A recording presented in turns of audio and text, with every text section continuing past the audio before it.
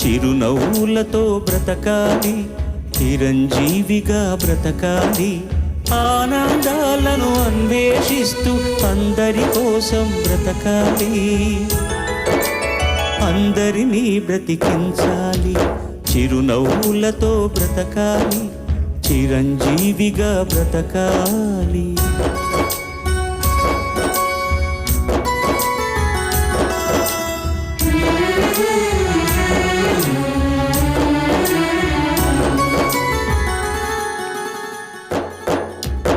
ఎగిరే పక్షి రెక్కకు సహజం ఎగిరే లక్షణం, వదిలేస్తుంది నిన్నటి గూటిని వదిలే ఆ క్షణం.